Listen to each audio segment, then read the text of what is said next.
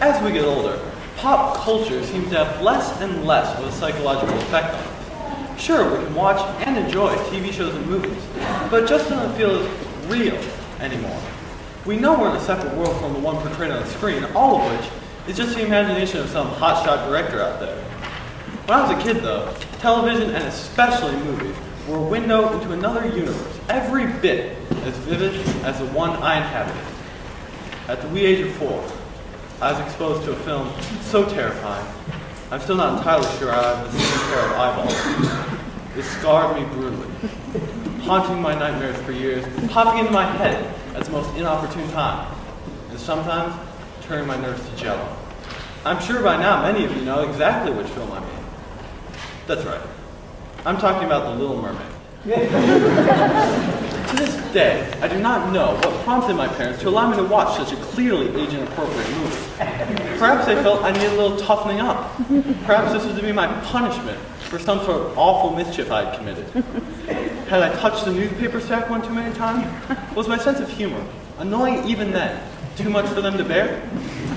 Had I painted the entire house chartreuse in a particularly acute sugar rush? Actually, on second thought, I'm pretty sure I would have remembered that one. Regardless of the reason, though, the effect was stunning. I sat down on the sofa and began to watch. At first, it was exactly what I expected. Oh look, a singing crab, how delightful! Oh, if only Triton could see that Ariel deserved, needed more freedom! What is that? For the first time, I just seen that face. The face that would become the main character in nearly all my nightmares from then on. The face that seemed to search my very soul, probing it for any weaknesses that could be exploited. This was the face of Ursula. Her eyes, carrying too much makeup and seemingly fixed in an endless scowl. Her voice, much too low, with a tone that seemed to say to me, "Tyler Patterson, you poor unfortunate soul. I'm going to murder you." I immediately made the judgment that she was not cut from the same mold as TV villains I had heretofore seen. 3 chants of, "Ursula! No, Ursula!"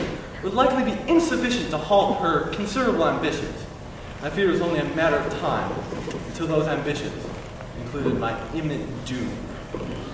I thought it would take some solace in the fact that she was an octopus, and therefore could not possibly reach me on land. But then she turned into a human and climbed onto a boat. I believe this was the point at which my jaw made a dent in the floor. I bolted in the direction of my room, where upon my entrance, I immediately began to regret my cowardice. I always considered myself to be a pretty masculine toddler. And while this film was clearly not meant for children, it still afforded me a chance to prove my considerable machismo. I said to myself, "Tyler, this will probably go down as the scariest thing you ever did in your life. It won't be easy, but this is the kind of thing they put in the textbooks under acts of extreme bravery. There's only one option if you want to prove that you are truly a man, and that is to go out there and finish that Disney princess movie." Having thus riled myself up, I went down the stairs triumphant and ordered the resumption of the film. I'd back up there within like 5 minutes. I regret nothing. As I ran away that second time, it seemed that so too had my manliness. Could I truly consider myself to be a man, or even a big boy, after this shocking lapse in courage? My psyche quickly began to break down, and I became one of the weird kids whose prodigious level of social awkwardness was practically a marketable skill.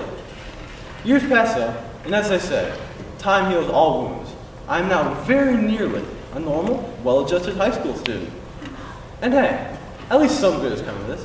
Scary movies don't really bother me anymore, because, in my mind at least, I've already seen by far the worst.